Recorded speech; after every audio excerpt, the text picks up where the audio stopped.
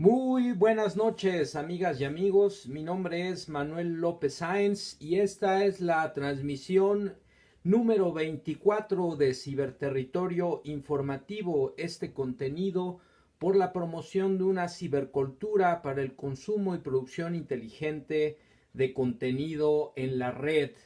Hoy, 29 de enero de 2019, son las 10 de la noche. Estamos iniciando ya nuestra transmisión. Bienvenidos, bienvenidas sean todos ustedes. Víctor Santos, Clara Cruz Fernández, bienvenidos a todas y todos quienes se vayan incorporando en el transcurso de la transmisión. Tania Alonso, muy buenas noches. Bien, pues el día de hoy vamos a tener contenidos desde luego interesantes como de costumbre, pero no quiero iniciar la transmisión sin antes recordarles que ya iniciamos el viernes pasado la primera transmisión del contenido denominado Ciberterritorio Bohemio. Este contenido por la promoción de la cultura, el trabajo social comunitario y el esparcimiento, que tendrá lugar el viernes último de cada mes a las 9:30 de la noche. La próxima transmisión la realizaremos en compañía de Ángeles Dávalos el 22 de febrero a las 9:30 de la noche. También el día de ayer ya ocurrió la tercera transmisión del contenido ciberterritorial, ciberterritorio socioemocional, conducido precisamente por Ángeles Dávalos. Y bueno, hoy continuamos con nuestras transmisiones como ya es costumbre desde hace un par de meses. Aline Princes, muy buenas noches, bienvenidas, bienvenidos todos, todas. No omito la invitación a que ustedes en breve pues nos acompañen también con sus contenidos ciberterritoriales que nos permitan tener una barra semanal de contenidos para el intercambio de conocimiento, de información, de experiencia, de esfuerzos colaborativos. Esta es la cibercultura por la promoción del consumo y producción inteligente de contenido en la red. Pues bien, amigas y amigos, vamos a iniciar. Desde luego también les invito a suscribirse al canal de YouTube Ciberterritorio Informativo Manuel López Sáenz, donde encontrarán las grabaciones de estas transmisiones. Denos like, compartan para que lleguemos poco a poco a más y más personas. Pues hoy tenemos la sección hashtag Venezuela Say Go Home, Gringo Go Home, la sección hashtag Salinas, padre de la desigualdad, la sección hashtag software guachicolero y la sección hashtag por la transformación educativa en nuestro país. Buenas noches, Mafer Mesa Antunes, que se incorpora a la transmisión, y por supuesto la acostumbrada sección ya conocida de todos ustedes, la hashtag agenda me canso ganso. Pues ese es el contenido que vamos a estar comentando con ustedes el día de hoy e iniciamos.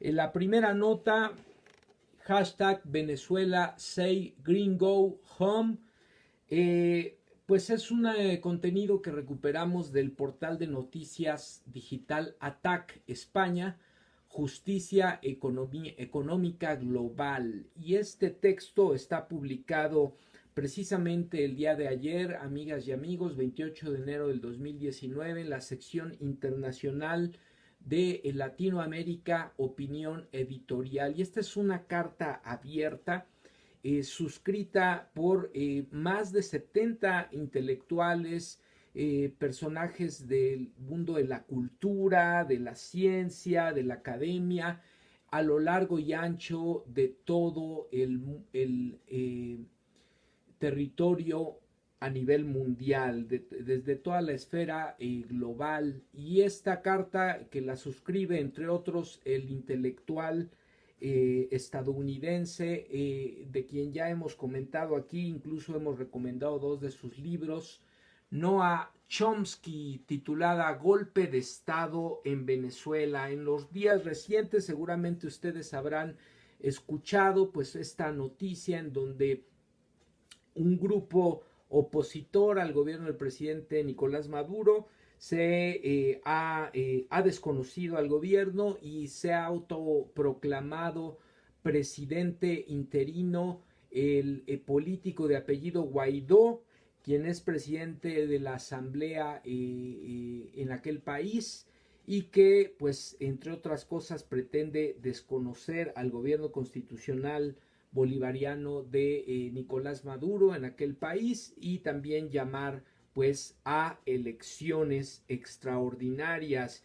Este golpe de estado que ha sido más mediático que cualquier otra cosa y que pues tiene sospechosamente, aunque también explicablemente, el respaldo del gobierno de los Estados Unidos y a algunos de sus aliados, pues constituye en el fondo uno más de los llamados golpes suaves del gobierno estadounidense a aquellos países, aquellos gobiernos que no se alinean del todo a sus intereses, y una vez más se utiliza la bandera de la supuesta defensa y preocupación por los derechos humanos para llevar a la carga, pues, a los opositores de aquel país, pero también de presionar de manera internacional, de manera económica, generando todavía más sufrimiento a la población por la que se dice estar preocupado y por la que se dice estar defendiendo los derechos humanos y la democracia, cuando en el fondo, pues, lo que en realidad está en juego es la disputa del petróleo, del oro venezolano, que es bastante abundante. En el caso del petróleo, Venezuela sigue teniendo una de las reservas petroleras más importantes a nivel mundial. También su reserva en oro es cuantiosa. Y bueno, esa es verdaderamente la disputa, además del control geopolítico, económico de la región Latinoamérica, que está disputándose con potencias como Rusia, como China.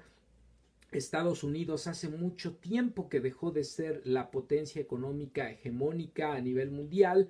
Hoy estamos en un escenario de multipolaridad y Estados Unidos, por un lado, cierra sus fronteras a los inmigrantes, pero por otro lado desea seguir teniendo control y apropiarse los recursos de las naciones, en el caso de esta región del mundo, en el continente americano, particularmente las naciones latinoamericanas. Ya Rusia, China, Turquía se han pronunciado al respecto, y esta situación irresponsable por parte del gobierno de Estados Unidos, esta política de intervención en los asuntos de otros pueblos, pues, pudiera en algún momento, detonar en un conflicto internacional bélico de grandes proporciones, en la cual pues estaría precisamente en juego la seguridad y la vida de millones de personas en aquel país y también en esta región del mundo como es Latinoamérica. Entonces, evidentemente, la supuesta bandera de la defensa a los derechos humanos y la preocupación por los habitantes de aquel país, pues es un mero pretexto para disfrazar las ambiciones de carácter económico y el control geopolítico que pretende imponer el gobierno estadounidense en la región de Latinoamérica. Por fortuna, el gobierno mexicano, como el gobierno de Uruguay y la mayoría de los miembros, de los países miembros de la Organización de Estados Americanos, se han manifestado, por lo menos no a favor del sector golpista de Venezuela, se han manifestado a favor del diálogo y no han decidido reconocer, como sí lo ha hecho Estados Unidos y algunos de sus aliados.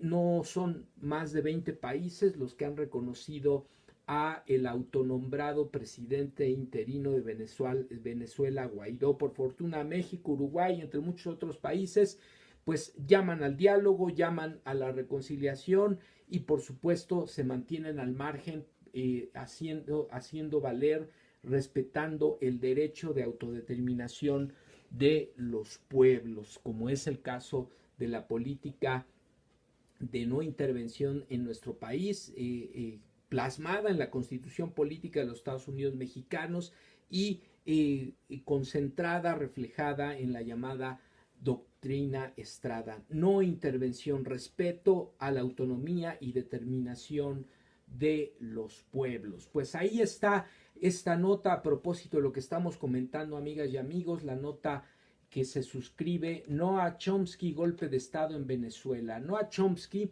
junto a otros muchos intelectuales de Estados Unidos y Latinoamérica, rechaza con una carta abierta el intento de golpe de Estado en Venezuela. El gobierno de Estados Unidos debe de dejar interferir en la política interna de Venezuela, especialmente en sus intentos de derrocar el gobierno de ese país. Resulta casi seguro que las acciones de la administración de Trump y sus aliados regionales empeorarán la situación en Venezuela, lo que llevará a un sufrimiento humano mayor y necesario, a violencia e inestabilidad. Entonces aquí es precisamente, si realmente lo que se buscara es defender a las personas, defender los derechos humanos, defender la democracia, pues la política injerencista, las medidas de aniquilación del régimen bolivariano, del régimen de Maduro a través de la vía económica, como lo intentaron hacer en Cuba durante muchos años, pues no dieron pie a un cambio de régimen y sí en cambio generaron un sufrimiento mayor de la población a la que se decía defender en un momento determinado, ¿no? La polarización política de Venezuela no es nueva. Dicen los académicos firmantes, el país ha estado dividido por mucho tiempo en términos raciales y socioeconómicos, pero la polarización se ha profundizado en los últimos años. Esto se debe en parte al apoyo de los Estados Unidos a una estrategia opositora dirigida a destituir al gobierno de Nicolás Maduro por medios extraelectorales. No se está defendiendo la democracia, es decir, esta medida es en todo caso profundamente antidemocrática. Si bien la oposición se ha dividido en esta estrategia, el apoyo de los Estados Unidos ha respaldado los sectores de la línea dura en su objetivo de derrocar al gobierno de Maduro mediante protestas a menudo violentas, un golpe de Estado militar u otras vías que eluden el camino electoral. Por un lado se llama las elecciones limpias y democráticas y por otro lado se está generando una intervención que apunta a la violencia, que apunta a la destitución de un gobierno que fue elegido electoralmente, que puede ser cuestionado, que puede tener errores, que puede tener una serie de problemáticas como lo tienen muchos países a nivel mundial, sobre todo los llamados países periféricos, subdesarrollados, pero que lo cierto es que está instituido y que la intervención implicaría una desestabilización, implicaría mayor violencia, mayor incertidumbre y sufrimiento para la población de aquel país. Una intervención como la que está impulsando en este caso Estados Unidos y sus aliados. Esto se debe en parte al apoyo, decíamos, de Estados Unidos. Si bien la oposición se ha dividido, en esta estrategia el apoyo de Estados Unidos ha respaldado a los sectores de la línea dura en su objetivo de derrocar al gobierno de Maduro mediante protestas a menudo violentas, un golpe de Estado militar u otras vías, decíamos, que eluden la vía electoral. Bajo la administración de Trump, la retórica agresiva contra el gobierno venezolano se disparó a un nivel más extremo y amenazador. Con los funcionarios de la administración de Trump hablando de acción militar y condena a Venezuela junto con Cuba y Nicaragua como parte de una troika de tiranía, los problemas resultantes de las políticas del gobierno venezolano han sido empeorados por las sanciones económicas de los Estados Unidos, esto que comentábamos, que serían ilegales bajo los parámetros de la Organización de Estados Americanos y desde luego desde las Naciones Unidas, así como de la legislación de los Estados Unidos y otros tratados y convenciones internacionales. Es decir, se busca, entre comillas, la defensa de los derechos humanos, la democratización, el fin de la llamada tiranía, pero por otro lado se viola cualquier cantidad de tratados internacionales, se viola el principio de libre autodeterminación de los pueblos, se genera más sufrimiento a través de el estrangulamiento por la vía económica al gobierno venezolano, que tiene un efecto directo en la población, y finalmente se disfraza el verdadero interés, que es de carácter económico, por los recursos energéticos de aquel país. Esa es la situación en la que estamos inmersos y que somos lamentablemente testigos de estos acontecimientos en los últimos días. Ahora Estados Unidos, continúa la carta, y sus aliados, incluido el secretario general de la Organización de Estados Americanos, Luis Almagro, y el presidente de extrema derecha de Brasil, hay que ver quiénes están apoyando la medida, Jair Bolsonaro, han empujado a Venezuela al precipicio, al reconocer al presidente de la Asamblea Nacional, Juan Guaidó, como el nuevo presidente de Venezuela, algo ilegal bajo la Carta de los Estados de la Organización de Estados Americanos. La administración Trump ha acelerado drásticamente la crisis política de Venezuela con la esperanza de dividir a los militares venezolanos y polarizar aún más a la población, obligándola a elegir bandos. El obvio y a veces explícito objetivo es expulsar a Maduro a través de un golpe de Estado. Y aquí lo grave también, amigas y amigos, es que en medio de toda esta serie de declaraciones, presiones y amenazas, pues también países, como decíamos al inicio de la nota, Rusia, Turquía, el caso de China, potencias militares y económicas, se han manifestado en contra e incluso han respaldado al gobierno del presidente Maduro, han enviado ya tropas militares. El caso de Rusia, además de tener una estrecha colaboración en materia militar y energética desde hace tiempo, lo cual puede generar un conflicto bélico de carácter internacional que a todas luces puede atentar contra la seguridad y la estabilidad de la paz, no solo en aquel país, sino de la región de Latinoamérica, el continente americano, y tener dimensiones de carácter mundial. Esta política de intervención por parte del gobierno de los Estados Unidos no solo es ambiciosa, no solo es ilegal, sino es profundamente irresponsable. Pues bueno, continúa la carta, amigas y amigos. La realidad es que a pesar de la hiperinflación, la escasez y una profunda depresión que vive Venezuela, sigue siendo un país políticamente polarizado, y ese es el meollo del asunto. Los Estados Unidos y sus aliados deben de dejar de alentar la violencia presionando por un cambio de régimen violento y extralegal como el que está impulsándose. Si la administración de Trump y sus aliados continúan su curso, dice la carta, imprudente en Venezuela, el resultado más probable será el derramamiento de sangre, el caos y la inestabilidad. Estados Unidos debería haber aprendido algo de sus iniciativas de cambio de régimen, entre comillas, de Irak, su intervención irresponsable y violenta, abusiva en Irak, en Siria, en Libia, y su larga y violenta historia de patrocinio de cambios, entre comillas, de régimen en América Latina. Ninguna de las partes en Venezuela puede simplemente vencer a la otra. El ejército, por ejemplo, tiene al menos 235,000 efectivos de primera línea y hay al menos 1.6 millones en las milicias. Muchas de estas personas lucharán no solo sobre la base de la creencia en la soberanía nacional que se mantiene ampliamente en América Latina frente a lo que parece ser una intervención deliberada por parte de los Estados Unidos, sino también para protegerse de una posible represión en caso de que la oposición llegara a derrocar al gobierno por la fuerza. Entonces, el enfrentamiento, amigas y amigos, sería brutal. Y por tanto el sufrimiento, el derramamiento de sangre también sería terrible. En semejante situación, la única solución es un acuerdo negociado, como sucedió en el pasado en países latinoamericanos cuando las sociedades políticamente polarizadas no pudieron resolver sus diferencias a través de las elecciones.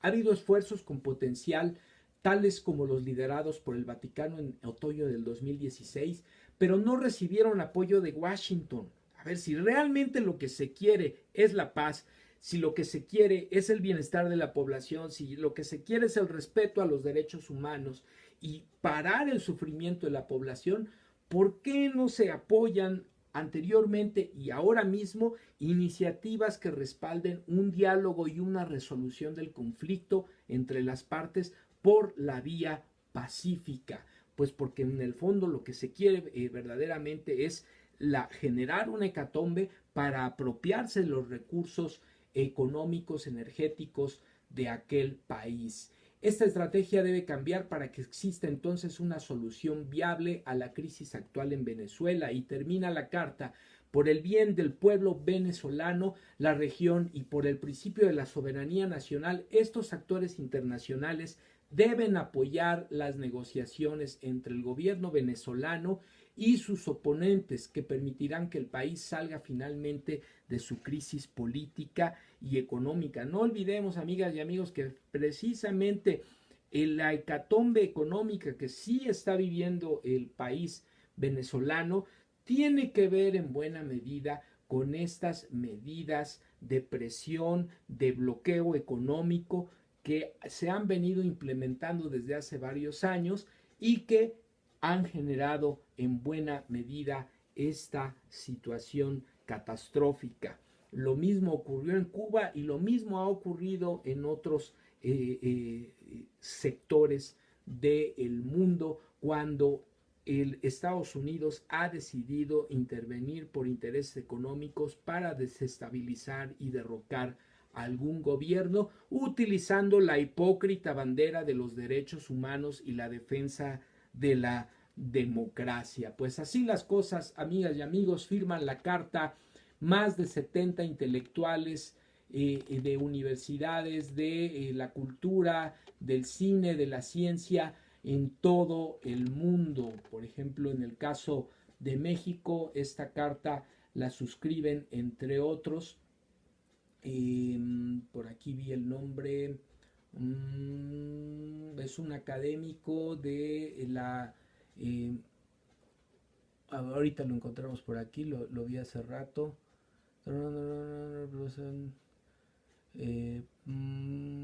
Bueno, ahorita se los busco porque ya se me perdió el nombre, por aquí lo teníamos, pero bueno, son más de 70 académicos los que están firmando la carta, y bueno, al ratito, les prometo que al ratito, porque si no nos vamos a llevar más tiempo, son muchos nombres los que aparecen aquí, pero es de la Escuela Nacional de Antropología, uno de los académicos de origen mexicano que firma la nota, entre muchos otros alrededor del mundo. Bueno, amigas y amigos, con esto continuamos y esta fue la sección hashtag Venezuela Say Gringo Home.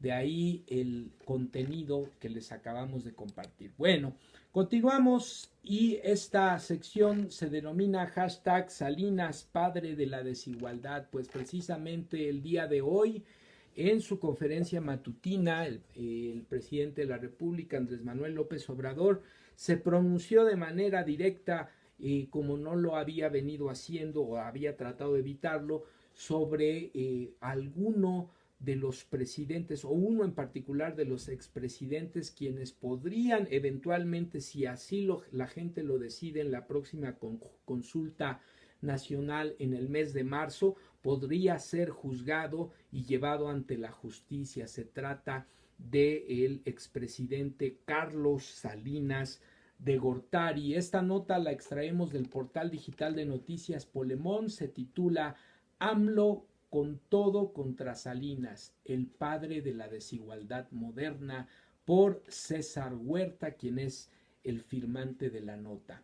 Durante días, dice así la nota, el presidente Andrés Manuel López Obrador se había resistido a llamar a los exmandatarios de México por su nombre, pero esta mañana en su conferencia de prensa no se aguantó las ganas y acusó a Carlos Salinas de Gortari de ser el padre de la desigualdad moderna en nuestro país.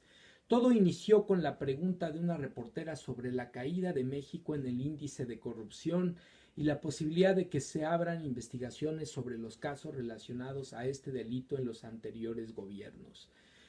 Ante esto, AMLO respondió: yo ya he hablado mucho de todas estas investigaciones que están en curso sobre delitos de corrupción, hechos de corrupción, tiene que continuar, no somos tapadera de nadie. Todas las investigaciones que están abiertas deben definirse y castigarse a los responsables, que no haya impunidad. Ese es el planteamiento. Luego AMLO insistió que no quiere caer en lo espectacular como lo hacían antes. Va a la cárcel este político, un pez gordo, pura faramalla, y seguía el régimen de corrupción. Son los chivos expiatorios, entonces ya basta con eso. Yo estoy haciendo una condena política al sistema, al régimen neoliberal, que fue un desastre para México porque no hubo ni siquiera crecimiento económico. Lo que hubo fue crecimiento de la pobreza. Tras estas palabras, López Obrador comenzó a hacer un diagnóstico sobre la situación actual del país, la cual dijo es producto de un régimen neoliberal que benefició a la élite económica y al gobierno, dos entes que destacaron por su corrupción, lo que no sucedió con el pueblo, pues según él, en este caso apunta la nota, es honesto. Poder económico, poder político, los dos poderes que se alimentan mutuamente son de lo más corrupto o eran de lo más corrupto, no el pueblo de México. Esto es fruto podrido de la política neoliberal, que fue una política de saqueo. AMLO así profundizó tanto su análisis sobre el país que no tuvo de otra más que nombrar al expresidente Carlos Salinas de Gortari como el padre de la desigualdad moderna, pues fue con él que las políticas del neoliberalismo se consolidaron mediante la privatización de un sinfín de empresas estratégicas que en ese entonces eran propiedad del Estado mexicano. Y bueno, después de lanzarse con todo contra el expresidente, López Obrador arremetió contra los que siguen defendiendo al anterior régimen neoliberal, y sí, hay quien lo sigue defendiendo, y señaló que si se quiere sancionar o enjuiciar a responsables por los actos de corrupción del pasado, su gobierno irá por los de arriba, quienes impulsaron el modelo, quienes estaban a la cabeza de los gobiernos. Imagínense, dice, el daño que causaron quienes solaparon este régimen de corrupción, de injusticias, de privilegios. Esta política antipopular, entreguista, a quienes hasta les pagaban por aplaudir. En noviembre del año pasado, 10 días antes de convertirse en presidente, López Obrador prometió que desde Carlos Salinas de Gortari hasta Enrique Peña Nieto podrían ser enjuiciados, ser encarcelados si los mexicanos así lo decidimos. Y bueno, pues ahí está, amigas y amigos, esta nota que surge en la conferencia matutina del día de hoy, 29 de enero, y en la cual, pues, una vez más se habla de manera abierta de que el ejercicio y la aplicación de justicia no va a tener regateos, no va a tener lugar a simulaciones, pero sobre todo no va a dar lugar a la captura de chivos expiatorios. Si se va a castigar a alguien, si se va a sancionar a alguien, si se va a llevar ante la justicia a alguien, va a ser a los personajes y a los responsables del más alto nivel. Desde mi punto de vista, la verdad es que a mí en lo particular no me sirve que alguien en particular esté tras las rejas. Lo que sí me sirve es que el dinero mal habido, los recursos producidos al amparo del poder y por actividades ilícitas sean confiscados y sean puestos al servicio de la población, de la atención a las necesidades de la población. Pero si se está insistiendo en los medios de comunicación y por algunos sectores de la política y de la sociedad mexicana en que caigan cabezas, pues las cabezas que tienen que caer son las de los responsables al más alto nivel. Y en este caso, por supuesto, Carlos Salinas de Gortari no solo es el padre de la implementación en duro de las políticas económicas neoliberales dictadas por el gobierno de Estados Unidos, del Fondo Monetario Internacional, en este caso en nuestro país, sino es el responsable de una política de entrega de las empresas paraestatales, de los recursos de la nación a manos extranjeras, a intereses económicos nacionales y extranjeros, y es el responsable también del contubernio en buena medida del Estado mexicano, del gobierno mexicano con el crimen organizado, particularmente con el narcotráfico, y desde luego es el padre en buena medida de la corrupción, de las componendas al amparo del poder, con las empresas privadas, con los líderes sindicales, en todo su nivel y en la más alta de sus expresiones. Entonces, pues si alguien tiene que caer, uno de ellos es, por supuesto, este personaje, Carlos Salinas de Gortari, a quien Andrés Manuel López Obrador nombra de manera atinada, desde mi punto de vista, como el padre de la desigualdad moderna en nuestro país. Pues así las cosas, amigas y amigos, continuamos con los contenidos. La nota que les comparto en este caso tiene que ver con el contenido denominado hashtag software huachicol. Y bueno, como ustedes saben, desde el inicio de este gobierno se ha llevado a cabo una pues iniciativa de combate frontal, directo, sin regateos a el delito de robo de combustible en el país. Y bueno, ya se ha anunciado, hemos tenido desde luego también incidentes trágicos, pérdidas de vidas humanas por negligencia, irresponsabilidad y manipulación, también hay que decirlo, de autoridades locales, de grupos políticos afines al PRI, como el caso de Antorcha Campesina, y desde luego el consentimiento histórico del que se ha permitido en nuestro país, desde autoridades locales hasta federales en administraciones anteriores, a las bandas, a los grupos delincuenciales que se dedican a esta actividad ilícita, el robo de combustible. Pues bueno, este delito se ha combatido, la población ha participado también soportando en algunos momentos algunos inconvenientes, pero organizándose y manifestando públicamente el respaldo a la medida por parte del gobierno federal. Se han anunciado, hoy mismo se anunciaron el descubrimiento de nuevas tomas clandestinas, incluso aquí en la Ciudad de México. Se ha seguido encontrando tomas en Hidalgo, en el norte del país, en Guanajuato, por supuesto, una, por cierto, a unos escasos metros del rancho de Vicente Fox, una toma clandestina. Y bueno, en ese sentido se ha anunciado en los días recientes que el promedio de ahorro por el combate al robo de combustible, llamado huachicol, en este primer mes ya casi de gobierno, pues asciende a una cifra de 4,000 millones de pesos. Si se sigue esta tendencia de combate y de confiscación de combustible a los delincuentes, pues se tiene la expectativa de que anualmente se podrían ahorrar hasta 40,000 millones de pesos. Y estos recursos, se ha anunciado, van a ir directamente a Pemex para los proyectos de rehabilitación de la paraestatal y de la construcción de las refinerías que se tienen proyectadas. Pues bueno, esta nota está relacionada porque además de lo que se ha descubierto en cuanto a tomas clandestinas, hoy se anunciaba también que se encontraron 2 buques en donde estaba combustible robado, es decir, el robo de combustible es por tierra a través de los ductos, pero también por mar, a nivel, pues desde luego, del tráfico de influencias.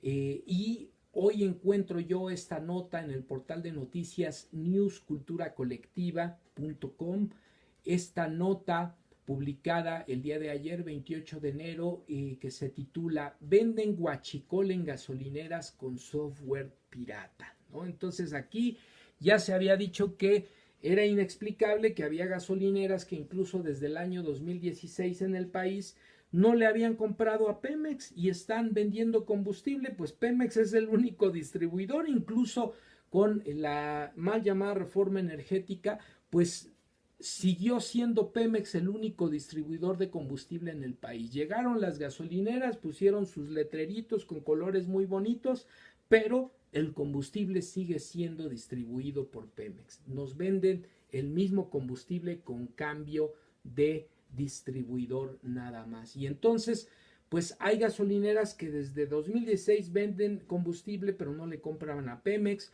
Otras que están registradas y tienen cierta compra de combustible, pero implementan un software pirata, un programa con el cual logran disfrazar la venta de combustible huachicol.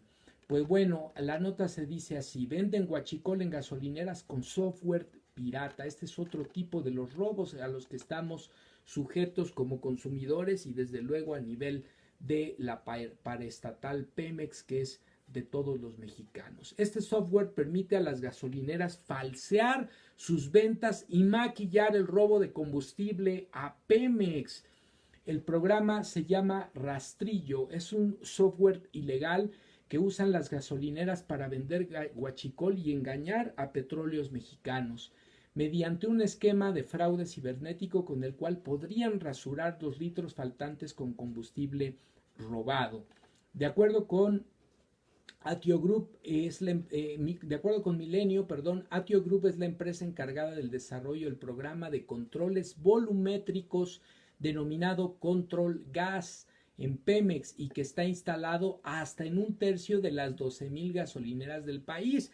Es decir, sí hay un software de control por parte de Pemex, pero no está instalado en todas las gasolineras. Si tenemos 12,000 gasolineras, resulta que de esas 12,000 solo 4,000 lo tienen. Pero aún teniéndolo, existe este software que permite disfrazar las cifras de compra, de venta, y con ello dar lugar a la compra y la venta de combustible robado. Básicamente es un programa que se le añade a este programa Control Gas para rasurar litros y cucharear las cifras que se reportan al gobierno, señala un ex empleado de la firma a la periodista Liliana Padilla. Según el reporte, dicho software engañó a Pemex, a la Procuraduría General del Consumidor Profeco y al Servicio de Administración Tributaria SAT, tras alterar los reportes de compras, ventas, existencias, porque si rasuras o recortas los litros, puedes vender robado, detalló otro extrabajador de la compañía, quien fue cesado por negarse a comercializar el programa pirata. El software Control Gas, el programa de controles volumétricos que está instalado en miles de gasolineras en el país, pero que solo representa la tercera parte de las que existen en México, para presuntamente controlar el robo de combustible, podía ser infectado por el software denominado Rastrillo para cometer el fraude a quien lo quiera comprar. Dicho software pirata permite alterar los reportes que se envían a Pemex para alterar los controles volumétricos y tiene varias opciones, desde reportar 5, 10 o 15% menos de venta a Pemex y al SAT, lo que facilita reportar sin problemas el combustible faltante con huachicol. Pues aquí tienen, amigas y amigos, otra evidencia, en este caso de corte cibernético, de cómo está coludida en este caso las gasolineras con estas organizaciones delincuenciales que también ya desarrollan programas cibernéticos para articular toda esta red enorme de complicidades, de prácticas delictivas asociadas a el robo de combustible que nos cuesta a todos los mexicanos porque se traduce en pérdidas o en recursos que el gobierno al final ya no cuenta, ya no tiene para poder seguir atendiendo las necesidades de la población. Pues así las cosas, amigas y amigos, y bueno, ya estamos cerrando la transmisión del día de hoy. Vamos a continuar con el último de los contenidos denominado hashtag transformación educativa. En los días recientes, particularmente el día el lunes, compareció el actual secretario de Educación Pública Esteban Moctezuma en la Cámara de Diputados, esto en el marco de una serie de reuniones, de foros que se han venido realizando y que se continuarán realizando en los próximos días ya en torno a la presentación de la iniciativa de ley y la propuesta del nuevo gobierno en materia educativa. En este sentido, pues en los próximos días Por ejemplo, el día 8 de febrero en la Cámara de Diputados habrá una sesión abierta para la discusión del nuevo proyecto educativo con representantes sindicales y también con representantes de organizaciones civiles, con los legisladores. El día clave para las instituciones de educación superior y para particularmente las escuelas formadoras de docentes, las escuelas normales, será el día sábado 9 de febrero. Ahí habrá una audiencia pública en donde se discutirá el proyecto educativo en lo tocante a las instituciones de educación superior y particularmente las escuelas normales, las escuelas formadoras de docentes. Entonces ahí es precisamente, amigas y amigos, quienes formamos parte de estas comunidades, es un día clave para hacernos presentes, para alzar la voz, para declarar públicamente y posicionarnos qué educación y qué maestros queremos, posicionarnos frente a la implementación a todas luces improvisada y regular del programa de educación normal 2018 a finales de la administración anterior, que pues se constituye en un recorte brutal a aspectos de la formación de docentes que tienen que ver con la cuestión filosófica, ética, humanístico-social, metodológica, que medianamente se había rescatado en la propuesta anterior, y por otro lado también el aspecto relacionado con la recuperación del ingreso al servicio docente por parte de nuestros egresados de manera automática, la asignación de las plazas a quienes egresan de estas instituciones, que son las instituciones especializadas en la formación de los maestros para las instituciones de educación básica. Por otro lado, pues la demanda que hay en ese sentido en el nuevo proyecto educativo, pues hay un programa interesante, o por lo menos es la apuesta de mejorar el proceso de profesionalización de los formadores de docentes. Está ahí la posibilidad de abrir una discusión en torno al tema de la autonomía de las normales, como ocurre en otras instituciones de educación superior, el presupuesto, el mejoramiento presupuestal y un aspecto muy importante que tiene que ver con el mejoramiento de la vida académica y del ejercicio autónomo de estas escuelas, que es la democratización de la elección de los cuerpos directivos. Entonces, el día 9 de febrero es un momento clave, amigas y amigos, quienes formamos parte de estas comunidades, para hacernos presentes en la Cámara de Diputados, para alzar nuestra voz, manifestarnos en torno a estos y otros temas que formen parte de la agenda, en este caso de las normales, de las escuelas formadoras de docentes. Pero bueno, la nota que recupero particularmente en este sentido, con el portal de noticias SDP Noticias, publicada el día de hoy, tiene que ver precisamente con la comparecencia del actual secretario de Educación Pública el día de ayer en la Cámara, Esteban Moctezuma, y la nota se denomina Esteban Moctezuma y la estrategia fallida.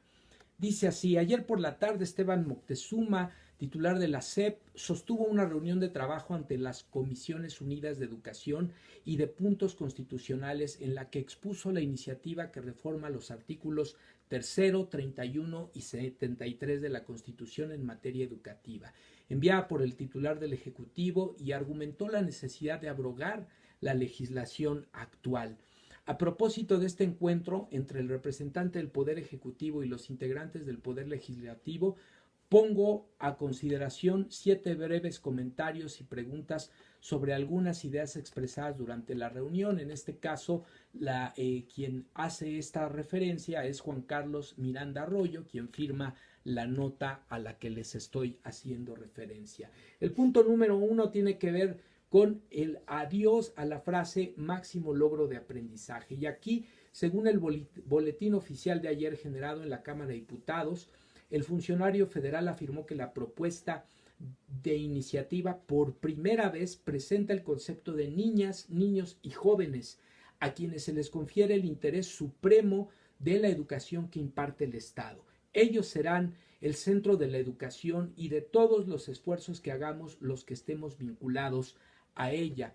Como puede desprenderse de lo dicho ayer y por lo escrito en la redacción de la iniciativa, el gobierno entrante no reivindica la frase máximo logro de aprendizaje, lo cual hace suponer que se eliminará, que forma parte del texto constitucional actual. Esto me parece un acierto, dice el reportero, sobre todo si en el texto se establece en el artículo 3 de la Constitución que el Estado asegurará que el derecho a la educación el derecho a la educación de niños, niñas y jóvenes, la educación en su conjunto, no solo en la cuestión del aprendizaje. Tal como lo he argumentado, continúa el analista en pasadas entregas, elevar el derecho a la educación a rango constitucional evita el reduccionismo que imperó en el discurso educativo del pasado sexenio, en el sentido de colocar al mencionado derecho en términos instrumentales u operativos, el llamado derecho de aprendizaje. Es cierto que el derecho a la educación incluye a los procesos de aprendizaje, pero no solo es eso, puesto que hay otros aspectos importantes relacionados con la educación del ser humano, como los procesos de construcción de la personalidad, la apreciación estética, la formación cívica, entre otros aspectos, que guardan relación con una idea de la educación centrada en el ser y no tanto en el hacer ni en el tener. Que además, amigos, este es un aspecto muy importante.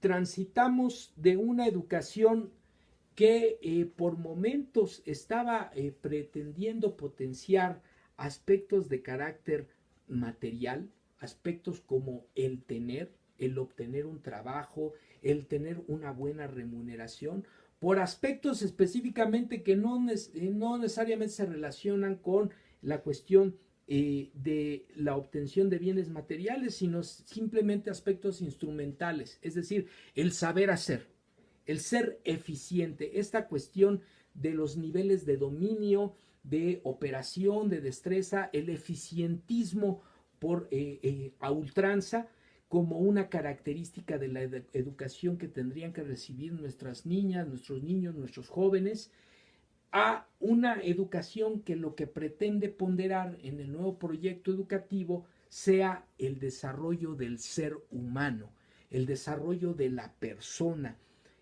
poner por encima de los intereses económicos y de mercado el desarrollo armónico de las capacidades, de la potencialidad de cada persona, que las personas puedan realizarse a través de su educación, de su aprendizaje, de su incorporación a la sociedad, pero sobre todo del despliegue óptimo, pleno de todo su potencial como seres humanos. Y este es un aspecto muy, muy importante.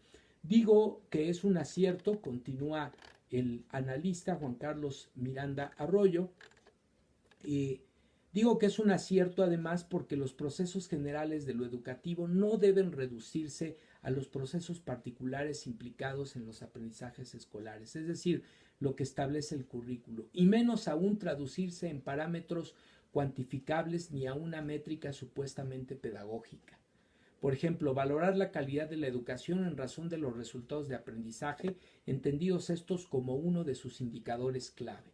Considero, por el contrario, que lo educativo es mucho más extenso, profundo y complejo como para limitarlo a los términos mensurables del aprendizaje.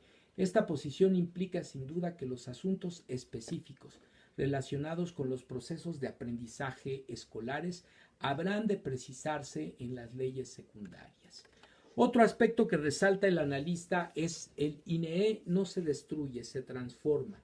Se plantea la creación del Instituto Nacional para la Revalorización del Magisterio, que tendrá una política de mejora continua y al que se le dota de más amplias competencias, entre las que se incluye la determinación de estándares e indicadores de resultados y la certificación de desempeño de instituciones, autoridades y actores de la enseñanza. También contempla la formación profesional de la gestión escolar para directores y supervisores, es decir, habrá una profesionalización de estas funciones, lo cual me parece de la mayor relevancia, además de la realización de estudios, mediciones, evaluaciones e investigaciones especializadas dentro de un esquema de evaluación pertinente. Por supuesto, la evaluación continúa, pero no con un carácter punitivo, sino con una intención de mejoramiento del profesional de la educación y sus funciones. En el caso de la apuesta por las escuelas normales y el caso de la UPN, dijo el responsable de la educación pública en México que con la iniciativa también se fortalece a las escuelas normales y a las instituciones de educación superior que brindan formación pedagógica para mejorar sus métodos de enseñanza y mejorar la calidad de la formación. Para cambiar la educación, dice, debemos ir al origen, y el de la formación magisterial son las normales a las que se propone apoyar en la iniciativa. Pues ahí están contempladas las escuelas normales y el pronunciamiento que hacía yo al inicio de esta nota, la importancia de alzar nuestra voz, participar en la próxima audiencia pública el 9 de febrero en la Cámara, en donde podemos hacer un pronunciamiento, un posicionamiento como comunidad normalista frente a este nuevo proyecto educativo. La estrategia fallida, otro de los aspectos del análisis de la nota, decía Moctezuma Barragán, aseguró que de continuar con la actual estrategia, es decir, se refiere a la reforma educativa del gobierno de Peña Nieto, el daño a niñas, niños, jóvenes, maestras y maestros sería irreparable. Esa es la responsabilidad de hacer el cambio y abrogar la fallida reforma y dar un nuevo cauce al proyecto educativo hacia una nueva etapa. Lo mejor de la educación está por venir. No veamos lo que quedó atrás, sino lo que hay por delante. La participación de las maestras y los maestros, este es otro aspecto importante. Nunca más un proyecto educativo al margen de los maestros como el que constituyó, sí, la mal llamada reforma educativa.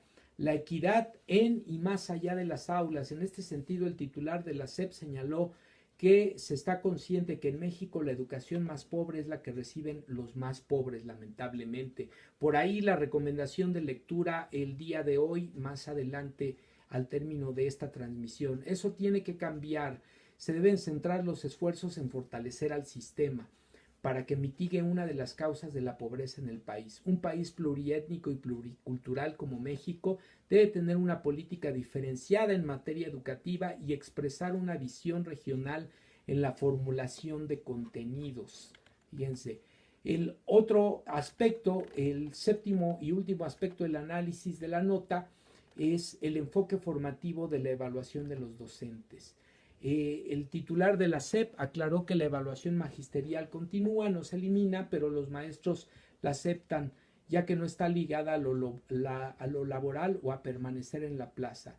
La propuesta es hacer una evaluación diagnóstica que permita conocer dónde hay fallas e identificar áreas de oportunidad para diseñar un modelo de capacitación para los docentes en el cual se invierta directamente y no se gaste el dinero en publicidad, como lo hizo el secretario anterior, Aurelio Nuño. Pues ahí está, amigas y amigos, el esbozo de lo que es en términos generales el nuevo proyecto educativo presentado por Esteban Moctezuma. Se habrá de impulsar la reforma constitucional necesaria para dar lugar a él en las próximas semanas en el Congreso. Y bueno, reitero la invitación hay 2 días clave, el día 8 de febrero, el viernes 8 de febrero, pero particularmente para las instituciones de educación superior y las escuelas normales, el día 9 de febrero, la audiencia pública. Ahí es el momento de participar, ahí es el momento de expresarnos quienes formamos parte de estas comunidades y en general quienes estamos interesados en uno de los ámbitos más importantes y estratégicos del desarrollo del país, como es la educación. Un aspecto también distintivo de este nuevo proyecto educativo es la obligatoriedad de la educación para todos los niveles, no solo educación básica, no solo educación media superior, sino también la educación superior. Y en el caso de la formación de los docentes, pues la importancia de situar postura, de decir qué es lo que está pasando en las instituciones formadoras de docentes, cuáles son nuestras necesidades, nuestras problemáticas, nuestros requerimientos y cuáles son también nuestros compromisos frente a este nuevo proyecto educativo y de cara desde luego a la sociedad, a los niños, a los jóvenes y a los padres de familia de nuestro país. Pues ahí está, amigas, la nota, el contenido, amigas y amigos, del día de hoy, hashtag transformación educativa. Y bueno, pues ya estamos cerrando la emisión del día de hoy. Por supuesto lo haremos con la sección que ya conocen ustedes, la agenda Me Canso Ganso. El día 24 de enero, el presidente de la República, Andrés Manuel López Obrador, se llevó a cabo con los habitantes de Huachinango, Puebla, Tulancingo, Hidalgo, municipios que por cierto son cercanos a los ductos de Pemex, la presentación de los programas integrales de bienestar. Ahí se llamó a que las próximas elecciones, en el caso de Puebla, sean limpias y libres y con respeto a la voluntad del pueblo. El día 25 de enero se presentó el programa de atención integral para los afectados del huracán Huila en Tuxpan, Nayarit. El día 26 de enero se llevó a cabo la supervisión de la presa Santa María en el Rosario, Sinaloa. El día 26 de enero también se presentaron los programas integrales de bienestar en Culiacán, Sinaloa. El 27 de enero se hizo la presentación oficial del programa de Estrategia Nacional de Lectura desde Mocorito, en Sinaloa. El 27 de enero en Guasave se anunció el impulso al deporte, particularmente el béisbol, entre los jóvenes, con escuelas para que se conviertan en jugadores o maestros de educación física, todos becados. Esto en Nayarit y Sinaloa ocurrió. La presentación en compañía del gobernador, de los gobernadores Antonio Echeverría y Quirino Ordaz, respectivamente. El día de hoy, hace 8 horas, se presentó el programa de apoyo a comunidades marginadas y la presentación de la canasta básica desde Cedral San Luis Potosí, en donde pues hay una incorporación de artículos de primera necesidad que habían sido extraídos de la canasta básica, de la canasta elemental para la población, que contempla desde luego también la proteína animal, entre otros artículos necesarios para la subsistencia y la alimentación. Pues ahí están los aspectos relacionados con las actividades del presidente en la sección hashtag agenda Me Canso Ganso. Y bueno, para cerrar, amigas y amigos, la transmisión del día de hoy, la acostumbrada recomendación de lectura. Este es un texto editado por la Universidad Autónoma de Guerrero y también la casa editorial Ediciones EON. Se titula La educación en el estado de Guerrero, el huevo de la serpiente, y el autor del libro es Marco Antonio Morales Tejada, el doctor Marco Antonio Morales Tejada, que es doctor en Ciencias Sociales con especialidad en Ciencia Política por el Programa Interinstitucional CONACYT de la Universidad Autónoma de Sinaloa, la Universidad Autónoma de Baja California, la Universidad de Sonora y el Colegio de la Frontera Norte. Académico e investigador en universidades de los estados de Guerrero y Baja California, maestro en educación por la Universidad Pedagógica Nacional Ajusco, licenciado en Ciencia Política y Administración Pública por la Facultad de Ciencias Políticas y Sociales de la UNAM. Ha publicado estudios de Ciencia Política, Historia Política y Educación y actualmente es académico e investigador del Centro de Investigación y Posgrado en Estudios Socioterritoriales de la Universidad Autónoma de Guerrero. Ahí yo lo conocí personalmente, tuve la oportunidad de compartir en el proceso de formación doctoral que llevé a cabo en aquel centro, en aquella institución. Y bueno, pues él en la presentación precisamente de mi libro, hace algunos meses, en el mes de julio, allá en la universidad, me obsequió este trabajo, este libro. Aquí les presumo la dedicatoria para Manuel López, colega, con toda mi estimación y afecto. Pues este libro, La educación en el estado de Guerrero, es un libro recomendado por sus reflexiones y análisis generales respecto de la política educativa en la nación mexicana en su conjunto.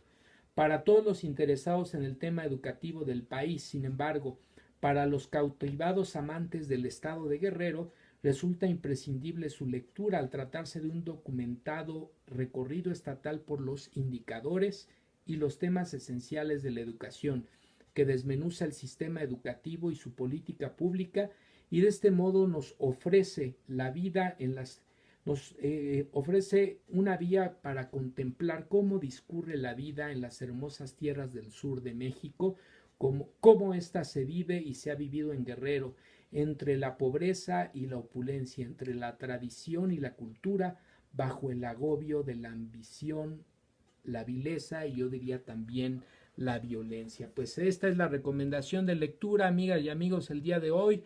La educación en el estado de Guerrero, el huevo de la serpiente, del doctor Marco Antonio Morales Tejada, colega y amigo. Pues bueno, con ello vamos ya a terminar la sesión. Vamos a mandar los saludos a quienes nos hicieron el favor de su presencia en esta transmisión. Víctor Santos, saludos. Clara Cruz Fernández, también muchos saludos que nos acompañaron. Tania Alonso, Aline Princess, quienes estuvieron por aquí. Mafer Mesa, Ari Estrada González, Giovanna Morales Romero, Denise Hernández, saludos. Claude Ramírez Is, saludos. María Bonita, saludos. Aldo Olicisbru, saludos. Magdalena Neri, también saludos por allá. Rocío Mendoza Alejandre, saludos. Chío Franco, saludos. Monina Álvarez, saludos.